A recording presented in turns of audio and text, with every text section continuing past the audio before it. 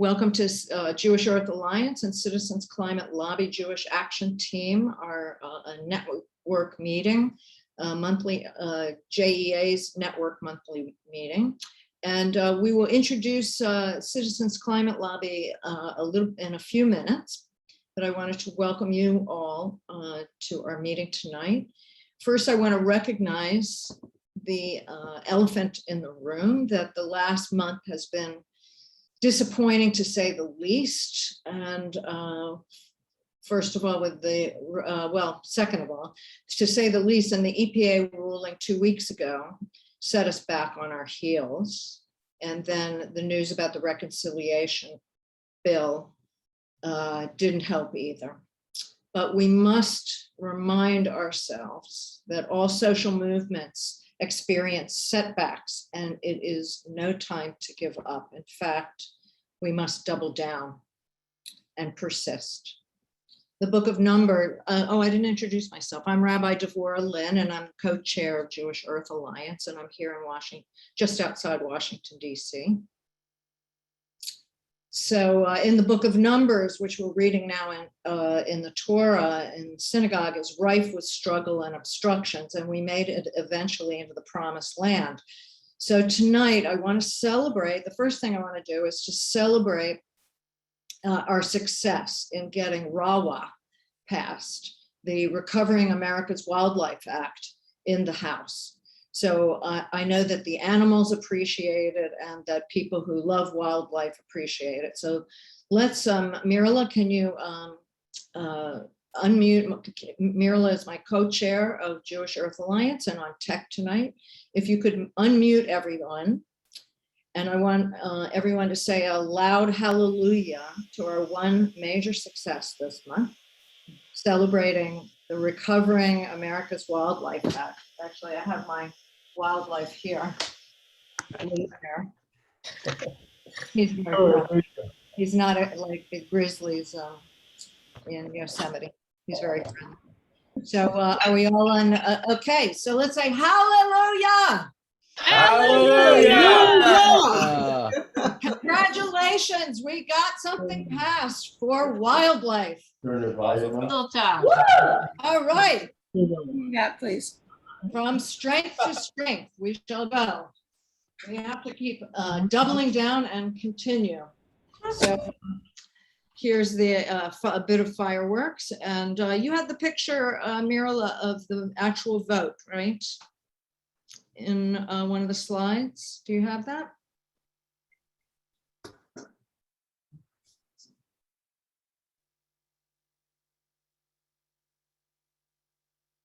Do you see it? Yes, I do. Okay. There we go. So it was 215, 231 to 190. So we were able to get that at least through the House. So we still have to work on getting it through the Senate, and that will be part of our work tonight. So, okay, good. Let's mute everybody again. And I want to introduce you a little bit to Jewish Earth Alliance, and then you'll hear about Citizens Climate Lobby, the Jewish Action Team. But let me tell you about Jewish Earth Alliance, JEA. We have only been in existence about 3.5 years, and yet our name is recognized nationwide and on Capitol Hill. And our mission has always been to amplify the Jewish voice on federal climate legislation. We knew in the first years that legislation was unlikely under the previous administration. Our goal was and is to develop a foundation of strong relationships between Jewish climate activists and their representatives in Congress in order to act quickly. And we built this foundation during the year or two that we started to act quickly when the climate on Capitol Hill and in the White House changed and was ready. We mobilized Jews to engage in the federal policy process as citizens. And we have several interfaith allies, and we brought together over 36 partners nationwide, small, medium, and large Jewish organizations, including every Jewish denomination, who have put climate on their list of priorities, where sometimes it was not non-existent or way at the bottom. We make it easy for Jews to take action. They do this by doggedly contacting their members of Congress every month on a particular act of legislation, using our action alerts that we publish every month on our website with personal letters, texts, calls, sign-on letters, and demonstrations. And we hold this information gathering network meeting every month with special speakers and action during the meeting. We are consistent and we don't give up, even when the going gets tough. So that's a little bit about Jewish Earth Alliance, and we hope that many of you will look up our website and join us from wherever you are in the States. So I want to tell you, just outline what the meeting is going to be. Oh, how far back was I muted? So that's what Jewish Earth Alliance is up to. And we hope that you will look us up on our website and sign up for our emails. And we have a bi-monthly newsletter. So I want to give you an outline for the meeting tonight. We're going to open with some Torah, as we always do, and we're going to introduce Citizens Climate Lobby Jewish Action Team. And then we'll have our guest speaker, Sam Daley-Harris. We're very honored to have him tonight. We'll have a Q&A when he's finished speaking. And then we're going to have an action to Congress. And we will return from that at about 10 of the hour to, and if we have some extra time, we can have another question or two. And we'll return with closing remarks.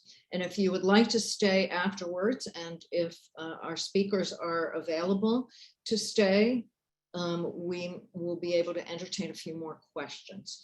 So that's our agenda for tonight. And with that, I want to introduce Moshe Kornfeld. Moshe Kornfeld is an anthropologist, a Hazzan, and a climate activist. In the early 2000s, he worked for the Teva Learning Center as a Jewish environmental educator. And then he completed a doctorate in anthropology and Jewish studies from the University of Michigan. Moshe has returned to Jewish environmental work and is now the director of the Colorado Jewish Climate Action. He loves to sing, and he serves as the Hazzan of Congregation Rodef Shalom in Denver. And Moshe has two energetic young boys who keep him very busy. So please, Moshe, please. Thank you. I had to attend. I attended a family gathering on the East Coast over the past few days, and I caught a 6 a.m. flight from Newark Airport to Denver this morning. So I woke up pre-dawn around 3:30 a.m. and I glanced at my phone and saw the following headline on HuffPost.com. And the headline read, "Dems want Biden beast mode on climate." The headline reminded me of the first line of the 16th century Jewish legal code, the Shulchan Aruch, that says one should strengthen themselves like a lion to get up in the morning to serve their creator. So it is they who awaken the dawn. I was up before dawn this morning. In other words, each one of us should get up each morning in beast mode, ready to do the critical work that is required of us. Maintaining our own beast mode and then demanding it of those in power is difficult at this time of political impasse, when avenues for bold climate action seem to be shutting almost daily. It's easy to despair, to realize that we're screwed, and then throw one's hands up in resignation. Alternatively, we can embrace radical hope. Radical hope allows us to acknowledge that we are in a disturbingly bad place, and then in the next breath, to recommit to doing everything in our power to change that trajectory. I view this as a form of humanistic messianism that allows us to preserve hope and ultimate redemption despite a planetary crisis that seems so grim. And in that spirit, I open this meeting with a song from the High Holiday Liturgy.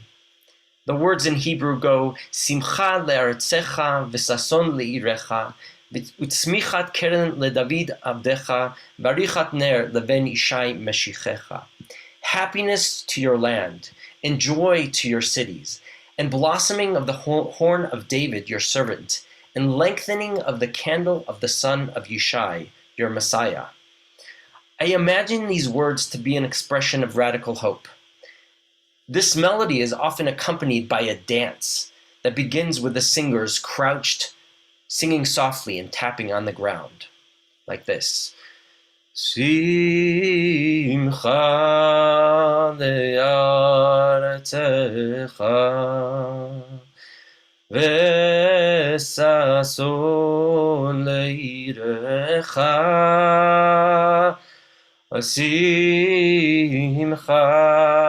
le'aretzecha v'sason le'irecha. As the melody shifts from part A to part B, the energy grows dramatically and everybody jumps up, grabs hands, and begins a beast mode circle dance.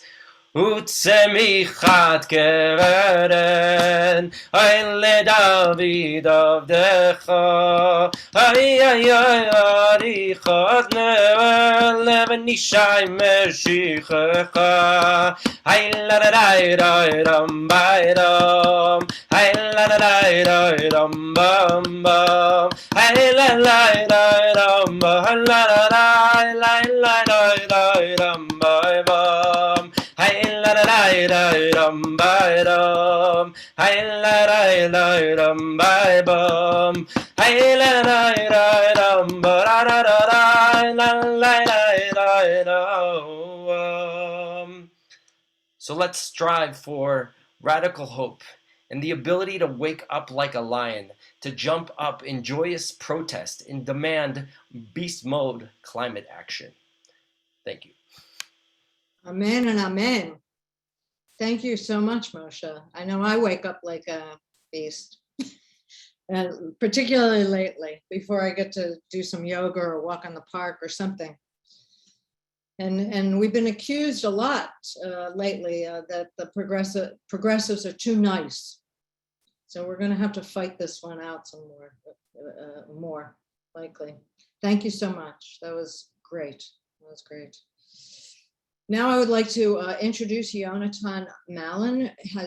He has been a member of Citizens Climate Lobby since 2015, and he currently leads the CCL Jewish Action Team, which many of you are a member of. He loves writing and has published an op-ed on climate in the Forward, as well as letters to the editor in the local Colorado papers.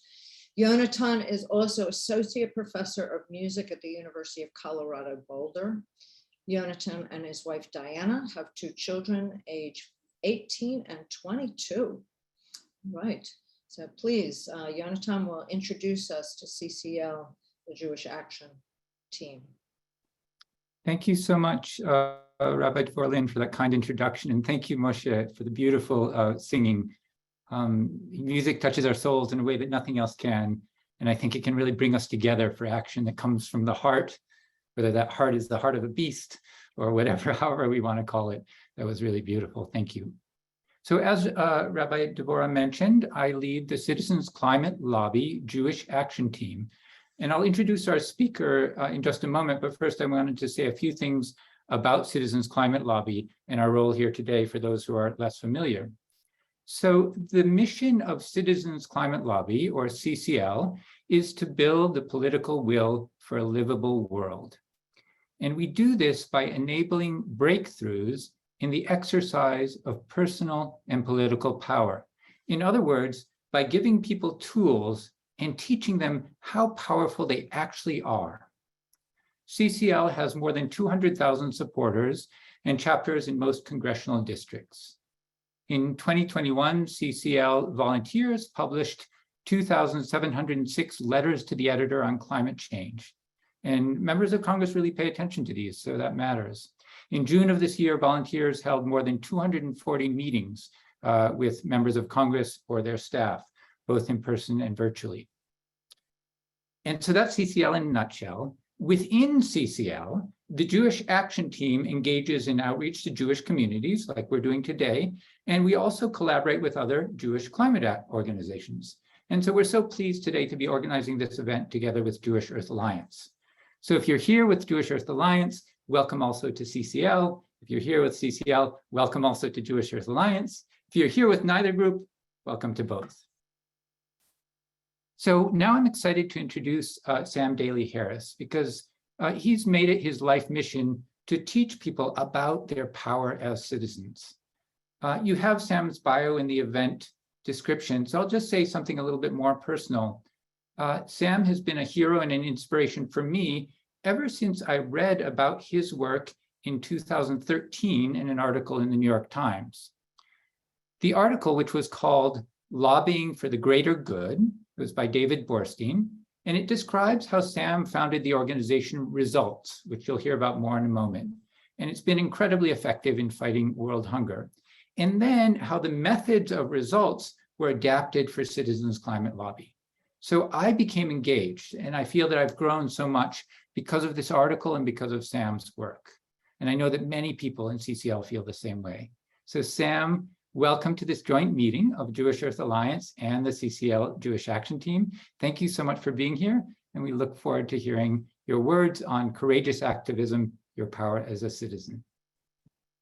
Well, thank you. Thank you so much. Welcome to old friends who I'm seeing. Hello to new friends.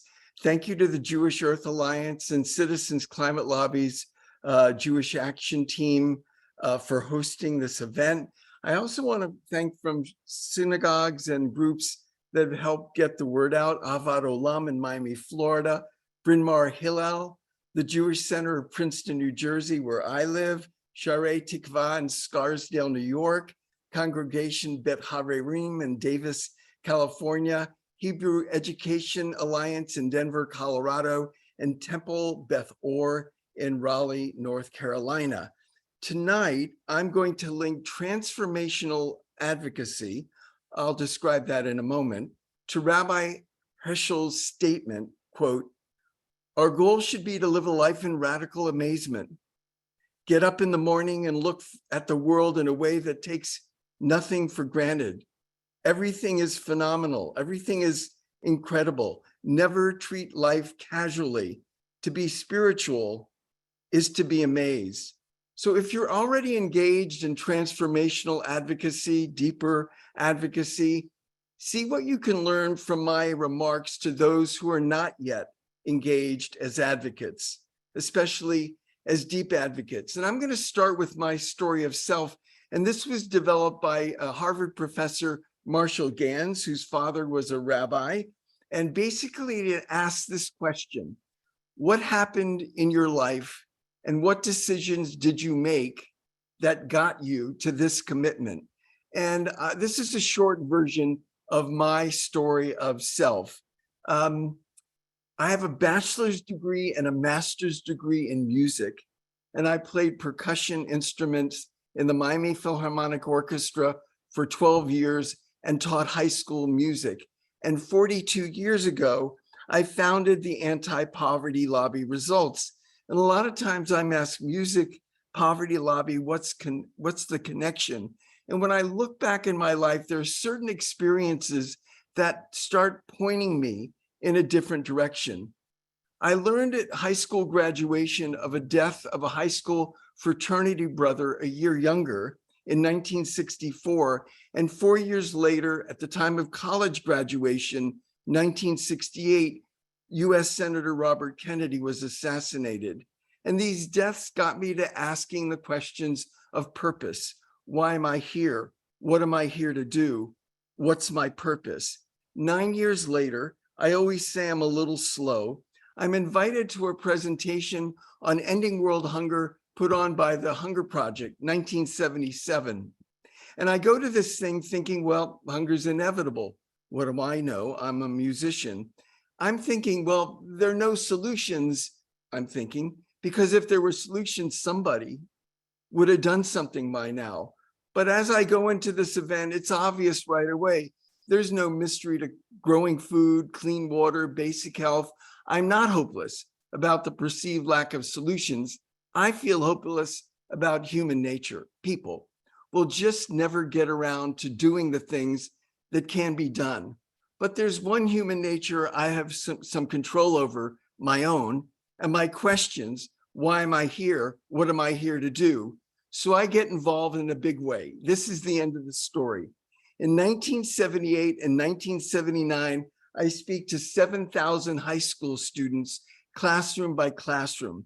And just before the first presentation, I read some statements from Jimmy Carter's Commission on World Hunger and others calling for the political will to end hunger. So I asked 7,000 high school students, what's the name of your member of Congress? I don't want to know if you wrote him. I don't want to know if you met him, just the name. Out of 7,000 students asked, 200, fewer than 3%, could answer correctly. 6,800, over 97%, could not tell me the name of their member of Congress. And results was born out of this gap between the calls for the political will to end hunger on the one hand, and the lack of basic information on who represented us in Washington on the other. And I want to just expand my slides, and I'm going to share these with you right now. So Results was founded, and early on, we began lobbying on child survival. In the early 80s, UNICEF, the UN Children's Fund, was reporting that 41,000 children around the world were dying every day from largely preventable malnutrition and disease. And Results volunteers lobbied every year on these issues and funding. And by 2019, the 41,000 child deaths a day globally had fallen to 14,247 a day, still scandalously high, but an immense difference. And in a New York Times interview, the same interview that Yonatan was talking about, former UNICEF Deputy Executive Director Kul Gautam said, to a great extent, it was because of the receptivity created by Results that US funding for child survival increased so dramatically, and that led many other countries to come on board. That is advocacy that left me amazed and grateful for my partners in Results. So I'm going to do this next loop twice with different examples of transformational advocacy each time, and then I'll close. Most people are not involved in advocacy because they believe it's too hard, it's too frustrating, it's ineffective, it's dirty, it's only for people with lots of money, too complicated, too partisan, it takes too much time. Rabbi Heschel said, our goal should be to live a life in radical amazement, get up in the morning and see the world in a way that takes nothing for granted. Everything is phenomenal. Everything is incredible. Never treat life casually. To be spiritual is to be amazed. And so I'm going to link that quote to transformational advocacy. But first, transactional. Transactional advocacy is sign the petition, transaction complete. Transformational advocacy, radical amazement, is where advocates are trained, encouraged, and then succeed at doing things they never thought they could do. And as a result, see themselves in a new light. They see themselves as community leaders. They are amazed. So here's my first story of transformational advocacy. I began coaching a group less than a year ago called the Foundation for Climate Restoration. Their focus is not getting to net zero carbon emissions, which they support fully. Their focus is removing carbon that's already up in the atmosphere. And they first started chapters last November, and their first monthly conference call was in February.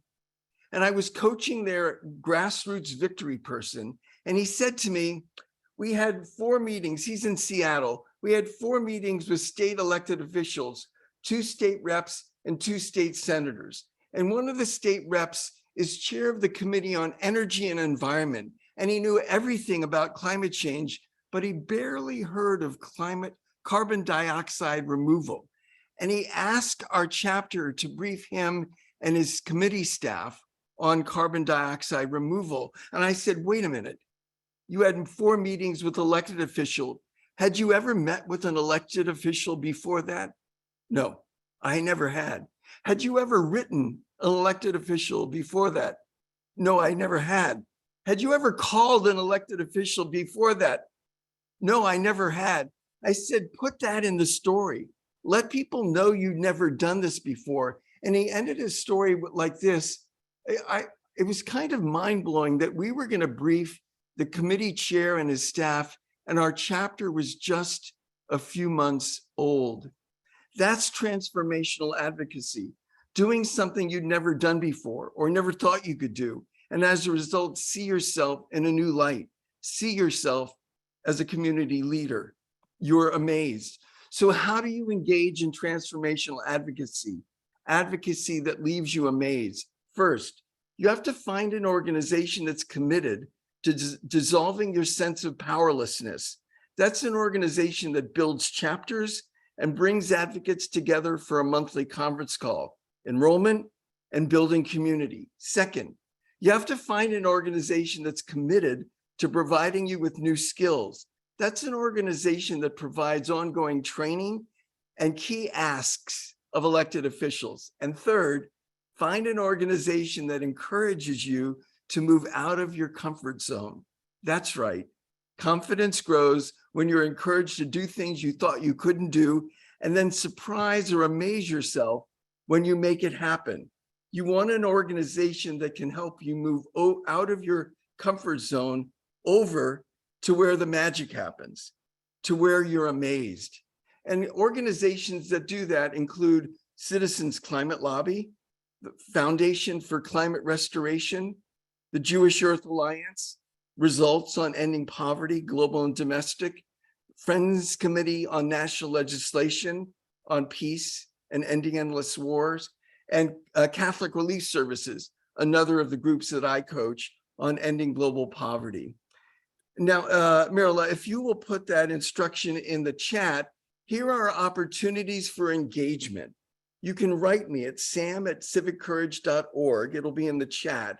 And write your name and the word list if you'd like to be on my mailing list. It comes out occasionally 6 times a year. Write the word organizations if you want me to send the links to these organizations I mentioned. Write the word chapters if you want me to send you 2 chapters from my book, Reclaiming Our Democracy. Write the word slides if you'd like these PowerPoint slides, and write the word speaker if you're interested in having me as a speaker. I heard this from Paul Hawken, the editor of Drawdown, last December before COP26. I love it. He said, it's estimated that between 98 and 99% of humanity is disengaged. Oh, your friends might be engaged, but between 98 and 99% of humanity is disengaged. From the Earth's point of view, there's no difference between a climate denier and someone who understands the problem, but actually doesn't do anything. So those of us not engaged in advocacy believe that meeting with elected officials is too hard, too frustrating. You know the drill. And Rabbi Heschel says, our goal should be to live a life in radical amazement.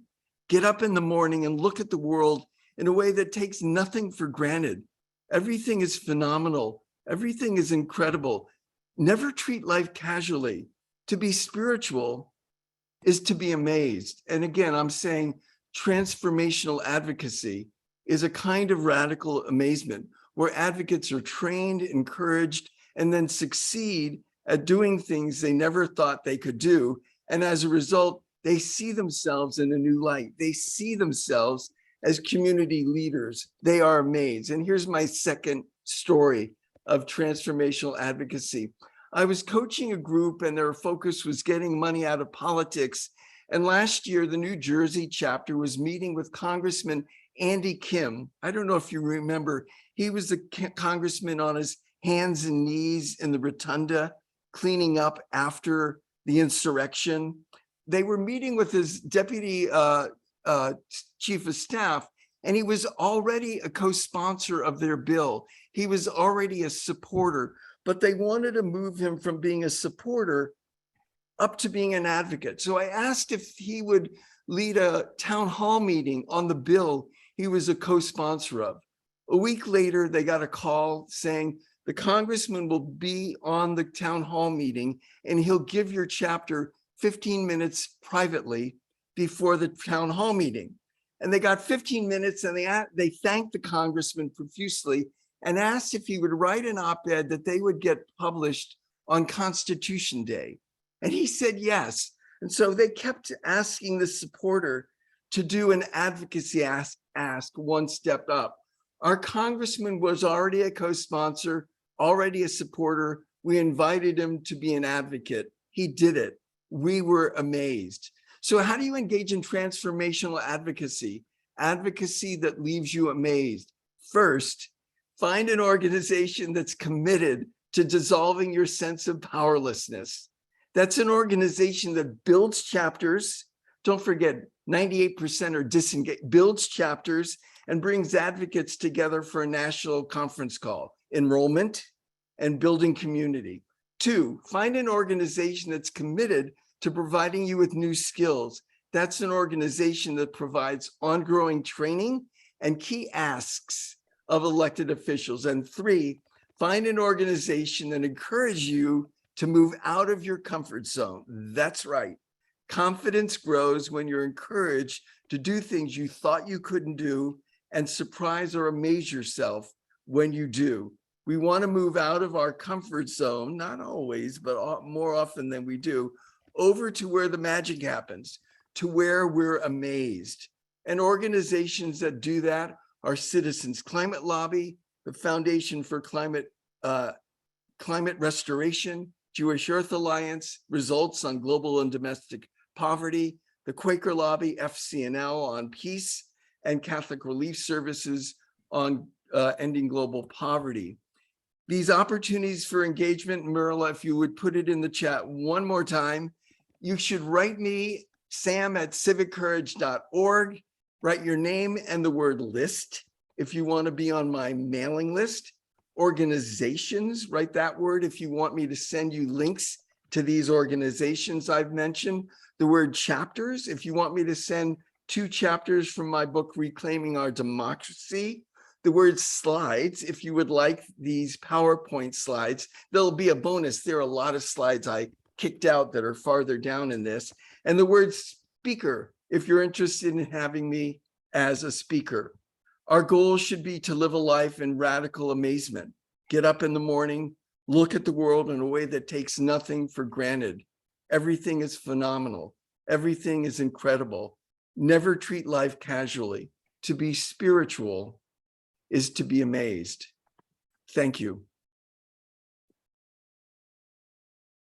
Thank you so much, Sam. That was brilliantly clear, crystal clear.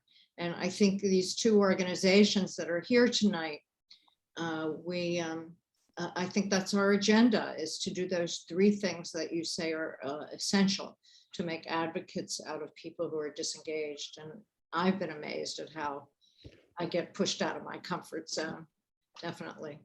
So, and how good it makes me feel, how powerful it makes me feel. So if you have a question, please put it in the chat. If you're able, let's see. Let me see if there isn't one quite yet, but we'll give you a couple of breaths to think of your questions. And I wanted to ask, you've been in this a long time and things seem very different now. On the one hand, there are these books that are written that says things are much better in the world, and you've proved it with what you said about poverty and children dying. What a dramatic decrease that is. But A, why do we feel so lousy? And B, what the heck is going on? And what changes maybe have you made in your philosophy about how to deal with that? Getting up in the morning and being amazed and being a lion too. That's what Moshe said. Yeah. That's Yeah, I mean, I think if you'll remember back to my story of self, kind of my story of why am I here? What am I here to do? And having, I think just having clarity on why I'm here, and keeping my eye on the ball of empowerment, rather than on breakdown. Breakdowns everywhere. But, I had to toss bunches of stories to make a little bit shorter ones so that we'd have time for the Q&A. I was listening to some radio show a couple of months ago, and the question was, what would be the headline of the 20th century? World War II or the computer, or what would be the headline? And the person was positing it would be the dramatic increase in life expectancy, the dramatic improvements. So the news is not about improvements typically. The news is typically about breakdowns. And so, but if my eye is on what's the change I want to make, and what do I have to do to change myself, to be in action, to make the change, then it makes all the difference in terms of that. Keep your eye on the prize, eyes on the prize. Yeah. Let's see. Mirala is asking, how do you connect working and I'm sorry, no, I meant. Mirala was asking, where did it go, Mirala? It was about how do you get people to join chat? What tips do you have for local activists building chapters? It can be So let me say some. Yeah, it's great. Let me say a couple of things. One thing I want to say, when I work with an organization to start chapters, etc., sometimes it really works and sometimes it doesn't work. And oversimplified, I want to say this twice, oversimplified, it's not only this, but this is key. One of the main reasons it doesn't work is the fear of staff, and it could be volunteers too, of making big asks of volunteers. I'm going to make a little tiny ask, and then they'll do a little tiny thing, and then they'll drop out bored. No, we need to figure out why it is we're afraid of making big. I don't mean sell your house and give me the money. I mean, we're going to start this chapter with a 4-part new group training. That's a big ask. But with the training, you launch into that chapter I mentioned a moment ago, having 4 meetings with 2 state reps and 2 state senators. So we need to get over this fear of making big asks of volunteers. And I want to go back to Paul Hawkins' statement. It's estimated that between 98 and 99% of humanity is disengaged. Oh, your friends might be engaged, but between 98 and 99% are disengaged. From the Earth's point of view, there's no difference between a climate denier and someone who understands the problem but actually doesn't do anything. So there's this hump of, you remember I said a group that starts chapters, enrollment, that's very linked to the disengaged and engaging the disengaged. But then there's the getting over the fear of making big asks so people would be engaged. I don't know if this is being made too complicated, but it's pushing people beyond their comfort zone. But you need to deliver too. You can't just ask someone to do in one case a 4-part new group training, and it's an absolutely boring 4-part new group training. You can't ask them to be on a monthly conference call, and it's a boring conference. You know, you have to deliver also. Diana Lane asks, how do you connect working in coalition across multiple organizations with transformational advocacy? Well, again, you know, there are a couple of things. It might be that members of the coalition are into transactional advocacy a lot. Sign the petition, fine, that's what they do.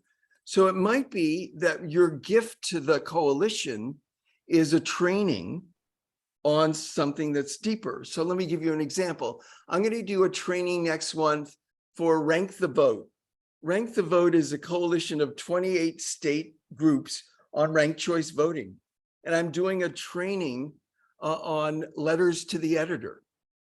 So maybe what you could do, or you could bring in to this coalition, is a training on, I don't know what, on letters to the editor, or moving a member of Congress up the champion scale from opposed to neutral to supporter. Don't stop there. To advocate, to leader, to champion. So bringing in some aspect of deep advocacy, of transformational advocacy, might be a gift to the coalition work, bringing it to more transformational work. Okay, great, great. We want to go to our action. I know that there are a couple questions here. I'm going to try to write those down. And if when we come back, we'll take some more questions if that works out with the time. So I wanted to turn, thank you so much, Sam. This was great. And we're not finished if you can stay on with us. Amy Finkelstein is going to lead us in an action on Congress. So Amy on our steering committee for Jewish Earth Alliance, can you describe what we're going to do? Hey, everybody. Thanks for coming to this video meeting. As you might have remember, Devorah at the beginning of our meeting talked about celebrating the passage of the Recovering America's Wildlife Act. And it was passed in the House, and it still needs to pass in the Senate. Well, why do we need this bill? Because extinction among animal and plant species is accelerating. And in the United States, about 1/3 of all wildlife species are at risk of extinction. So what the Recovering America's Wildlife Act will do is provide $1.3 billion for states and territories and $97 million to tribal nations for proactive efforts to protect threatened species and millions of acres of habitat. So tonight we have an ask for you.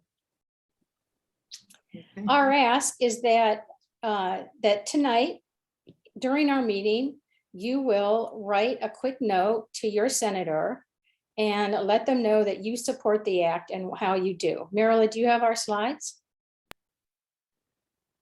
All right, so there we are introducing the topic, and then we want to go to the green list, the list of all of the senators. One more back. There we go. There we go. Okay, so folks, this is a way for you to look up your senator. And what we have here is we have the Republicans on the top in red, the Democrats on the bottom. And the list goes horizontally. It's alphabetized by state and then by senator's last name. So your first task is to find your senator, your state, and your senator, and see if their name is on this list. If they are, they're a co-sponsor. If their name is not on the list, then your senator is not a co-sponsor, and we need to ask them to please sponsor the act. And on the next slide, we'll have exactly. Amy, I just want to say that a few senators Sure. co-sponsored just in the last couple of days, and I added them to your slide, and I didn't realize how they were alphabetized. Okay. So your senator might be at the bottom, not in order. Okay, so take a minute and find your senator.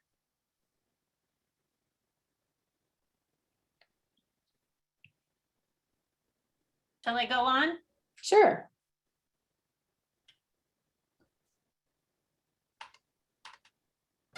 And here's our framework for your ask of your senator.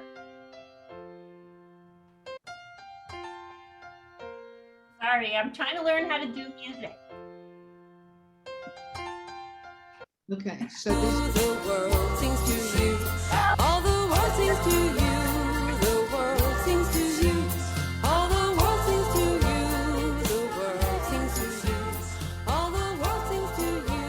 The world sings to you. All The music was supposed to be for during the action. Are you, so please go on, Amy.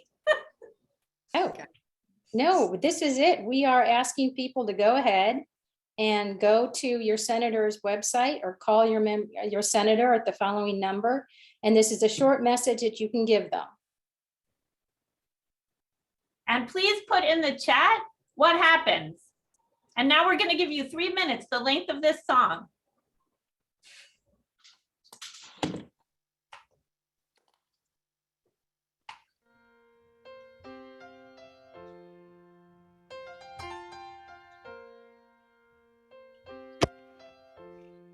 Ahavat olam.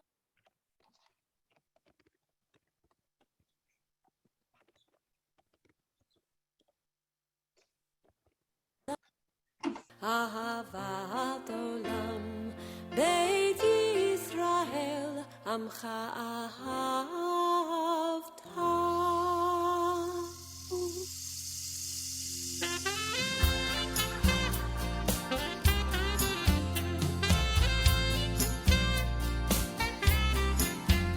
All the world sings to you, the world sings to you.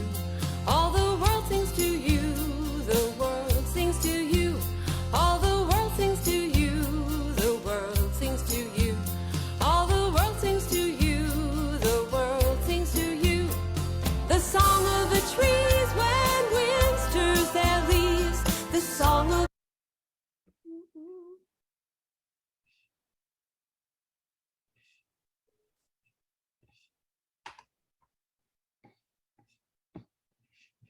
the earth when rain soothes the thirst. The song of the sea when waves are set free.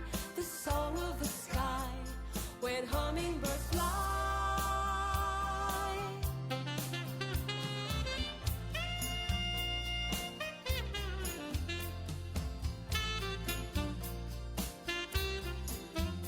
Ahavat olam, ahavat olam. Beit Yisrael amcha ahavta. Ahavat olam, ahavat olam. Beit Yisrael amcha ahavta. The song of the trees when wind stirs their leaves. The song of the earth when rain soothes the thirst. The song of the sea when waves are set free. The song of the sky when hummingbirds fly.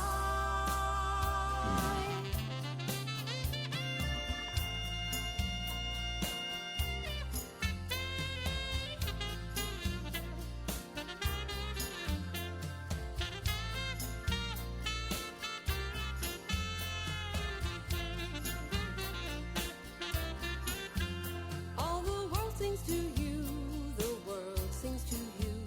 All the world sings to you, the world sings to you. All the world sings to you, the world sings to you. All the world sings to you, the world sings to you.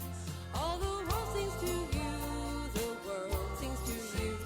All the world sings to you, the world sings to you. All the world sings to you, the world sings to you. All the world sings to you, the world sings to you. All the world sings to you.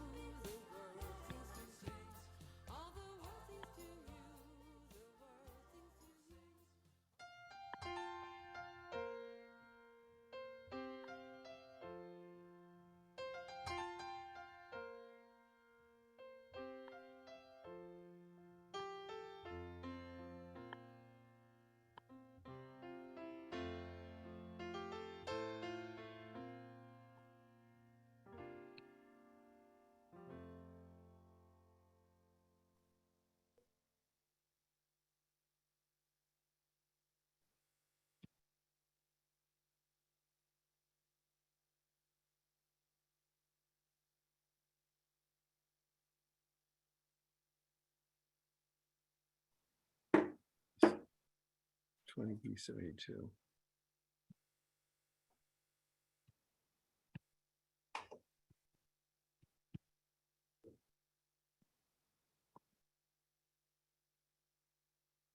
Recovering America's Wildlife Act.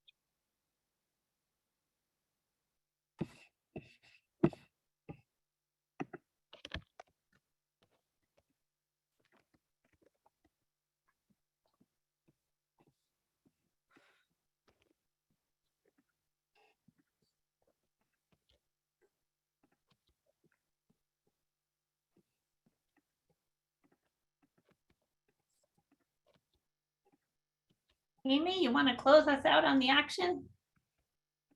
Hey, I just want to thank everybody for participating, and we'll go to the next stage of our meeting. Thanks, everyone.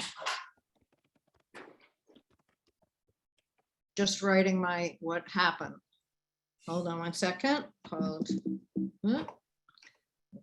Cardin, Senator Cardin, and left message. Okay. Great. Thank you, everyone, for putting in the chat all of the actions that you accomplished. Maybe we could add up how many calls and emails were made. That would be terrific. How's it feel to do something, to actually do something? I think that's what frustrates people, is they don't know what to do and they feel they can't do anything. As Sam said, they feel powerless. And what we are trying to do is give you that power. So thank you all very much for all of the actions that you took. We had a couple questions. Let me see. Let me go back. Steve Levin asked an interesting question. Is Sam still here? Yep, right here. Oh, good. Steve Levin asked, is there a difference between working with an employee, with employees and with volunteers? Are your expectations different? Should you expect more from one than the other, or push both of them? Well, I don't know if push is the word, but He didn't use that word. Okay, but- yeah. In both cases, you want to make sure that the vision of the organization is present for staff and present for the volunteers. And, I think it's quite remarkable. Do I have time for a very quick story? Yeah, There was ahead. a CCL volunteer who wanted to start a chapter in South Florida because seas are rising, and he wanted to get a bipartisan climate solutions caucus going, and he met with a Republican congressman. He said, well, if you could get the mayors on board, and he did, Coral Gables, Miami Beach, North Miami, South Miami, and he came back to the congressman, and the congressman said, well, if you could get the chambers of commerce on board, and he did, the Coral Gables, Miami, North Miami, Miami Beach, chambers of commerce, and the congressman came on board as the first Republican co-chair of this climate solutions caucus. That was a volunteer acting as a superior souped up staff member. So people are, capable of amazing, mind-blowing things, whether they're staff or volunteers. Yeah, and I think they're flattered or they're empowered. It's both flattery and a kind of empowerment when you ask them to do something that no one has asked them to do. So, Yeah, Rabbi, I asked the question. It's just there's a slight difference. They are capable of many things, but many people in volunteer-driven organizations hesitate to hold volunteers accountable. And I think that is robbing them of the opportunity to step up and be brave. And I wonder if you think it's appropriate to treat them as a committed individual, just as you would an employee. Thank you, Steve. That's great. Yeah. And, if you can't just say, well, you're a volunteer, do big things, good luck, see you later. But you also then have to provide the support, the training, et cetera, so that, they have the tools they need to succeed. But yeah, I sent this note out recently, and I took it from a Citizen Climate Lobby conference call, and they were saying that Earth Month, April, Earth Day, Earth Week, Earth Month, that CCL had 897 outreach events that month, had 3 speaking tours, including in states that are hard to organize, Mississippi, Kentucky, and Tennessee, et cetera, and had 97 op-eds and 200 letters to the editor published. Now, a lot of groups talk about volunteer-led action, volunteer-led teams, but they do so thinking that you just train them up once and set them free. And there isn't this ongoing support and encouragement and connection that's needed to make those kinds of things happen. So you need to be responsible at both ends. The volunteers can do big things, but you need to provide big support, big time support too. Great question. Great answer, Sam. Thanks so much for being with us tonight. I want to round this out so we can respect people's time and end as close to 9 as possible. But if you can stay for a few minutes after 9, our time, East Coast time, that would be great. We have a couple more questions in the chat, and possibly people will find some more after that. So I want to turn it back over to Yonatan Malin, and he's going to finish for us. So please, Yonatan. Yeah, thank you. I have a few things to say by way of conclusion. This has been a fantastic meeting. Thank you so much, everyone. Thank you, Sam. That was terrific, really great. I wanted to mention briefly that in addition to direct lobbying and working with media, CCL is now encouraging volunteers to work with the Environmental Voter Project. And I know there will be more information about the project in the newsletter from Jewish Earth Alliance.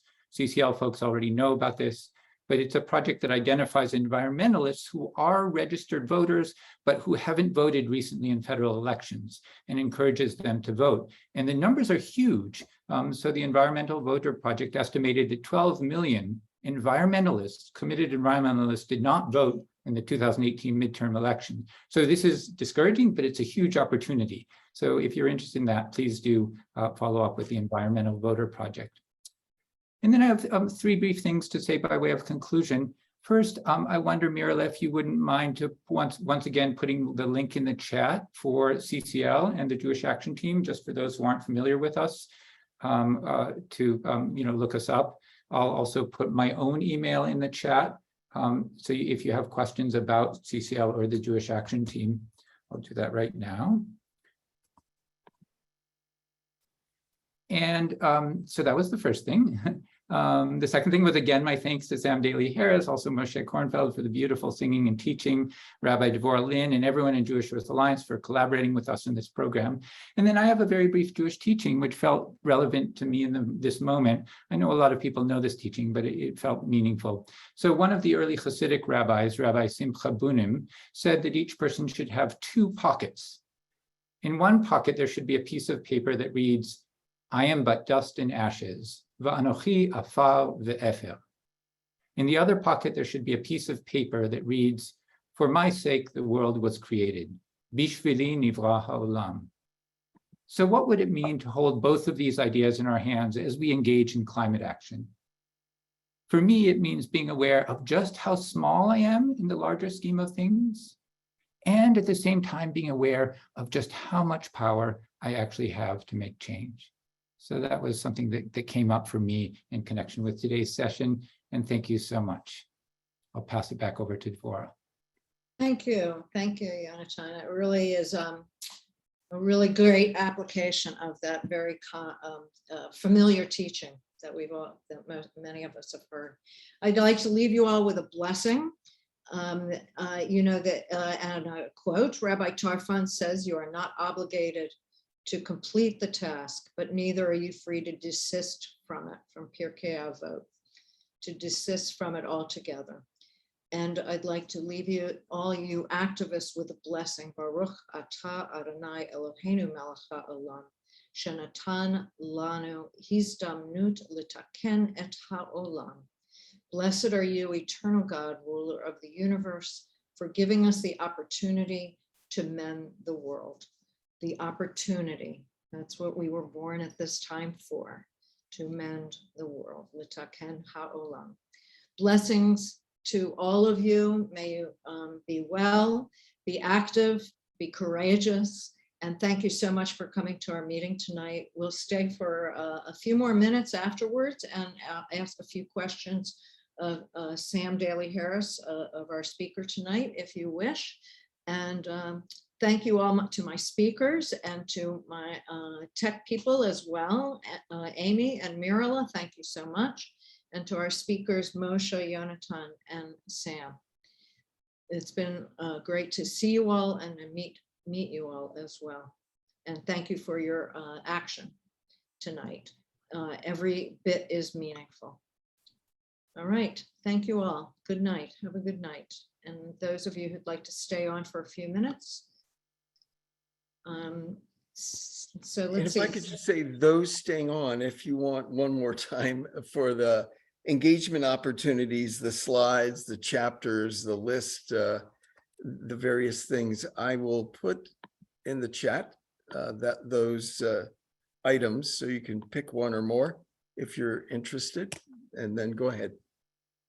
Thank you, thank you. Yeah, Rabbi Danny Marmerstein is asking, why do so many environmentalists don't vote? In what ways do they consider themselves environmentalists? And I think I can answer that Nathaniel Stinnett found that they were declared environmentalists. They belonged to Sierra Club, Wildlife, Nature Conservancy, all that kind of thing. And they didn't vote. And many of them said it just didn't matter because they just didn't feel like anything was happening. And so that 12 million figure, wow, that's twice as much as I had heard last time. So it's really a huge figure. Could I share a quote that's Yeah. related to this question? Yeah. It's from Alex Steffen, a climate activist and futurist. He said, I may read it twice. He said, optimism is a political act. Yeah. Those who benefit from the status quo are perfectly happy with a large population of people who think nothing's going to get any better. In fact, these days, cynicism is obedience. What's really radical is being willing to look right at the magnitude and difficulty of the problems we face and still insist that we can solve those problems. I love that line. In fact, these days, cynicism is obedience. What's really radical is being willing to look right at the magnitude and difficulty of the problems we face and still insist that we can solve those problems. Yes, exactly. And it's a big lie. It's a big lie from the other side that nothing happens. You know, and it's been repeated, doesn't matter. So let's see. So I had a couple more questions. One from Phyllis Lefebvre. She is asking for suggestions to get members of Congress to move from being supporters to champions. Okay. Yeah, so it's not like even opposed, which is a whole other kettle of fish, but from supporters to champions. And the bottom line is, you know, to develop those relationships with their key staff and relationships with the member of Congress themselves, to write letters to the editor where you name them, thanking them, things that they've done, that they get, you might say, pats on the back publicly for the actions they've taken, and then begin to come in with next step actions. You're already a supporter. Would you participate in a town hall meeting, or a town hall meeting with this expert from our local college? Or, you know, would you sign this op-ed or co-sign this op-ed with this community leader? Would you, what is the would you that would take them from maybe a name on a list of co-sponsors, supporters, to in the world, engaged? What are the ideas for things that they could do that would have them step up to a next level? You know, and that's advocate. And then leader, is there a co-sponsor of a bill, or co-chair of a caucus, or co-lead signer on a letter to other colleagues in the state or Congress? Or, and then champion is when they're doing things that make your organization try and catch up. They're that far ahead. In your case, maybe, Phyllis, another way to look at it is, maybe if Mark Reynolds were elected to Congress, maybe that might be what a champion looked like, or something. Anyway, so that gives you a little idea. Thank you. You know, that's good suggestions there. And then I had one more. Richard Rosner asked, what can be effective? He said, this is a tough question. What do you think can be effective in the Russian-Ukraine invasion? Well, okay, yeah. Yeah. He apologized for asking such a tough. Right, yeah, I mean, again, the more that we can lift up issues that we fear will get lost on the wayside, or get forgotten, or not get enough attention. So whether it's lifted up by meetings with my elected official, or whether it's a letter to the editor, or whether it's working with an organization working on an issue like that and hosting a panel discussion, or keeping it and its solutions in the conversation, in the discussion, is, you know, part of an answer to that question. Keeping it alive. Yeah. Okay. I'm wondering if you have any clues as to why there is not a single Republican senator who will cross over, even ones that are not running again. Is there some stranglehold that is just scaring the heck out of them that we don't know about? Yeah, I mean, well, yeah, I can't actually explain that, but let me say something that's related, and then maybe we'll come back to it and someone else will have an idea. When I'm working with a group and they're working with a member of Congress, and their member of Congress is conservative on their issue, or maybe Republican, or whatever on their issue, I ask them to write down 3 questions. 1, I know you don't support this bill. I know you don't support this issue. What would it take to change your mind? Question number 2, could you say more about that? Question number 3, why do you think that is?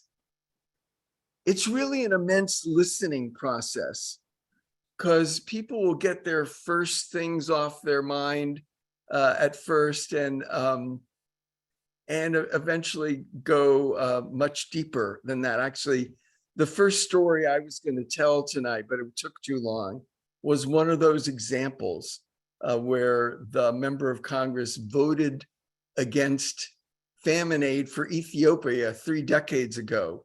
And the activist said, if we were sports fans in the field watching our congressman on the playing field, we would have had bags over our heads. We were so embarrassed to have them as our congressperson, kind of thing. And they go on and they say, this is what I didn't do. I'm going to find it quickly. They went on and used a prayer that they would say. This is Steve Valk. People on this call would know, from CCL would know Steve Valk from his work in Citizens Climate Lobby. But they use this prayer before every meeting, and I'm going to read it. Their congressman was named Pat Swindoll. He's passed away recently. Thank you, God, for Pat Swindoll. This is their guy who voted against famine aid. We know he's a good man who wants to do right in the world. We know he struggles with the same problems we do, closing our hearts to those who don't agree with us.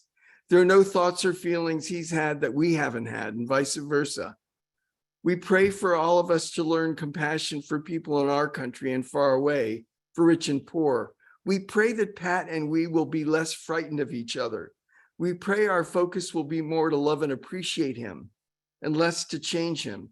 Help us to remember that sharing love with the world is the highest contribution we can make and will lead to children being fed and the planet surviving. Forgive our righteousness and anger. Open our hearts and minds to find the next expression of love for Pat that he can receive. And he said we would read this before each of our meetings. They had 3 meetings a month, and they'd read the prayer and they'd go, yeah, right.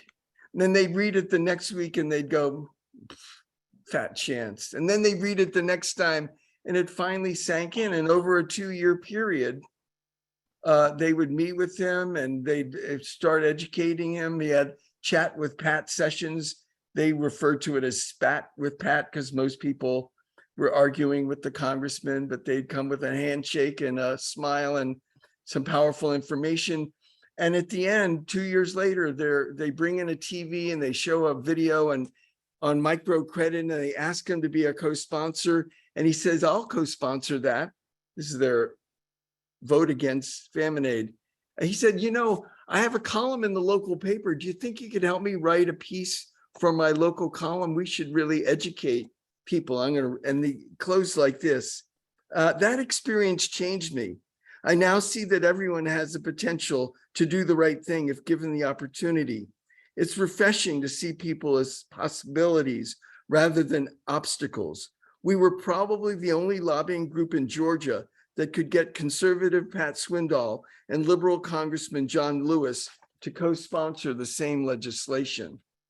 So, you know, you need to read a lot of stories like that to stay in the game with your tougher cases and the ones that are making you discouraged, perhaps. Is that in your book? Did you say It that? is. It's not one of the 2 chapters I was going to send. Oh, The great. 2 chapters I'm going to send are one on Citizens Climate Lobby's foundation forming in first 5.5 years. And the second chapter has 13 commitments I see as needed to have deep advocacy succeed. Those were the 2 newer chapters. And so if you want that, write the word chapters in the email and I'll send those to whomever. I have 2 more questions, Okay. and they're from our sponsors. Okay. Question from our sponsor. So from Yonatan, you made a radical change from being a professional musician, Yonatan, are you thinking of something, to founding and working with results. Many of us have considered life changes. Can you talk about what the process was like for you? Wow, you know, that's a really long story. Let me just say a short couple of nuggets from it. Number one, I was a substitute teacher for 4.5 years in the LA schools while I was founding Results. And Eastern and Delta, anyone remember Eastern? Eastern and Delta Airlines used to offer 21 flights for $649 if you did them in 21 days. And I would take a 3-week leave from substitute teaching and do a 21 city trip starting chapters. I'd go to 27 new ones, 7 from last trip, and then 7 that were older ones, kind of thing. And there was a quote from Buckminster Fuller that went like this: the things to do are the things that need doing, that you see need to be done, and that no one else seems to see needs to be done. Well, when I asked 7,000 high school kids, what's the name of your member of Congress, and fewer than 3% could answer correctly, I saw something that needed doing, create the political will to end hunger, that no one else quite seemed to see needed to be done in 1979 or 1980. And, I just followed that path. I don't know if those are just a couple of glimpses of what was a really long process of getting there. But it Yeah. sounds like you found your personal passion for That's the, right. that your personal passion met the need that the world had. Yeah. So final question from Mira Goldsmith, my mentor. What thoughts do you have about what faith groups contribute in particular? Well, I mean, it can easily be what's the facts, ma'am, nothing but the facts. And, all of these issues, all of them, have a moral dimension, a spiritual dimension, and that could be easily dropped out. That could be easily forgotten, easily left out. And that is a key piece that religiously related groups can bring to the table. Yeah, I think that's. I think you answered it with that blessing, that very blessing. Mhm. That can change a mind when you least expect it. Yeah. Yeah. Well, thank you very much for staying after. We really appreciate that, and I really got a lot out of your talk. And I have this one quote that I put at the bottom of my emails from Václav Havel from Czechoslovakia, from the revolution in Czechoslovakia. He said, "Hope is an ability to work for something because it is good, not just because it stands a chance to succeed. Hope is not the same thing as optimism." So I think you were speaking to that too as well. That's brilliant. I don't want to do dueling quotes, but I'm going to leave folks with this one from Apollo astronaut Rusty Schweikert. Oh, good. We aren't passengers on spaceship Earth. We're the crew. We aren't residents on this planet. We're citizens. The difference in both cases is responsibility. That's great. Terrific. And a great ending. All right. Well, thank you all. Amen. Yes. Thank Yeah. you so much. It was beautiful. Thank you. Yeah. Bye, Thank you, Richard. Sam. Bye, Jack. Bye, everyone. All righty. Bye-bye now. And thank you, Mirla, for doing the tech.